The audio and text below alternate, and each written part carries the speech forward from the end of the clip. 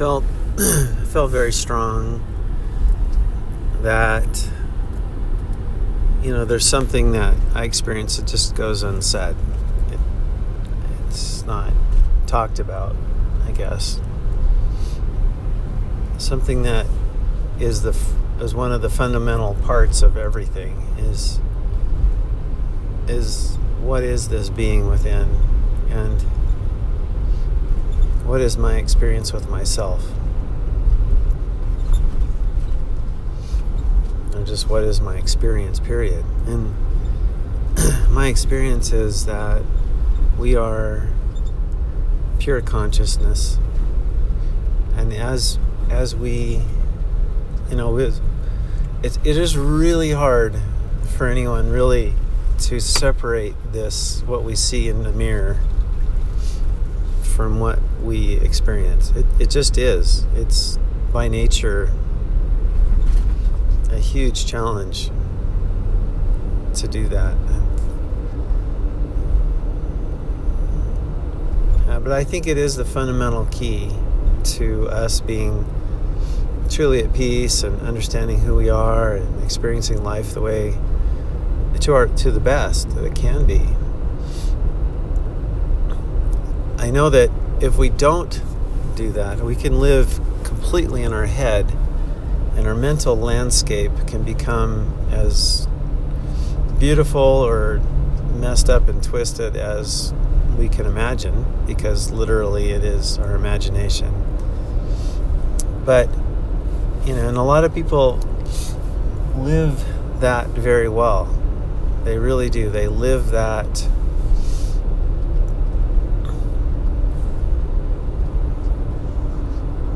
story, or they live that imagination, or they live in their head so well, and they do it so well on the outside that there appears to be nothing broken.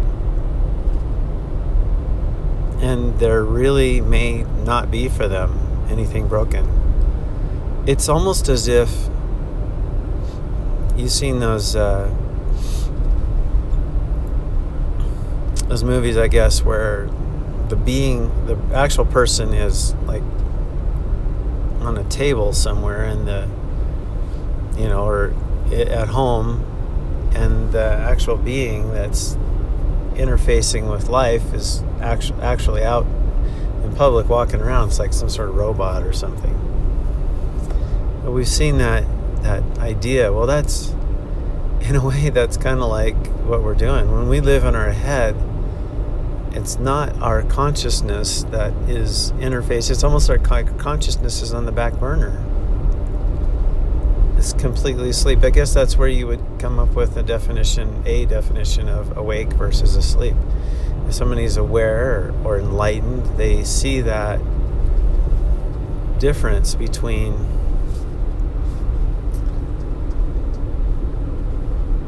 that. They see the difference of being in their head versus not being in their head, living purely from consciousness. I think the biggest challenge with that is that our whole life, and most, not all, but most everyone around us is mostly in their head. And so you're not actually interfacing with the consciousness of another being if you're just doing your day-to-day business. You're interfacing with this massive collection of ideas and stories that have accumulated in a person's brain.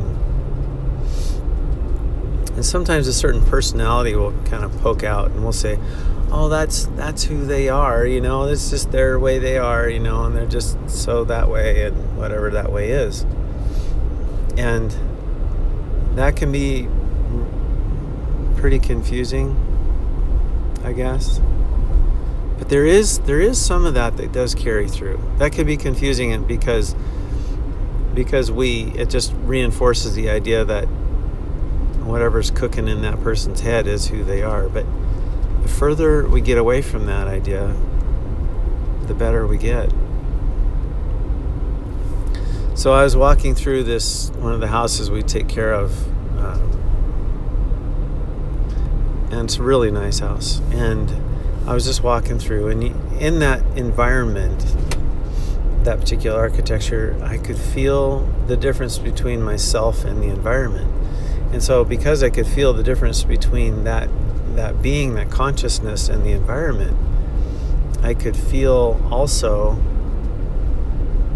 that being within. But beyond that, I felt the pure consciousness.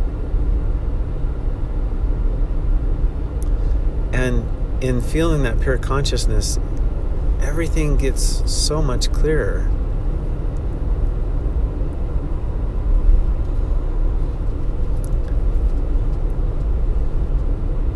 Imagine yourself as this floating, pure intelligence. I say floating because we're not tripped up by the body. We do fairly well on our feet, right? But it is completely unmechanical the way we actually move from spot to spot, from here to there. It doesn't even have anything to do with something physical that you would typically see. It's like our consciousness actually travels from spot to spot. Our awareness travels. Our body is just going there. But we are moving in our awareness from location to location. And seeing myself like that really clearly for those moments, it made everything else more clear. So I guess what I'm trying to say is that by adding that kind of perspective, or that level of perspective, to everything in life, everything makes more sense. It cuts out the crap. It cuts out the personality glitches, the intimidations, you name it. It cuts out anything that's just not pure and beautiful. And by seeing things from a perspective that is simply pure and beautiful, everything is experienced as it truly is. Nothing is applied to anything. No definition, no ideas, no past experiences or anything. Everything is a fresh experience. And it's not something that's retained, because we hold on to memories because I don't know why. Because of something else. We're trying to establish a program or whatever. But if we don't need to establish that, which when we're in the being, we don't have a need to experience and remember, so we basically just experience.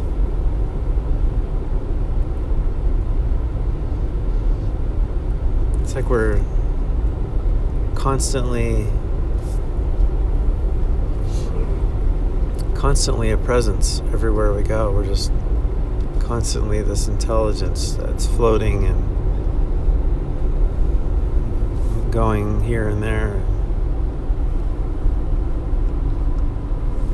Everything is just way better. I'm sorry to be too vague, but I want to share this because I believe it is key to find this for ourselves in our experience, to find that.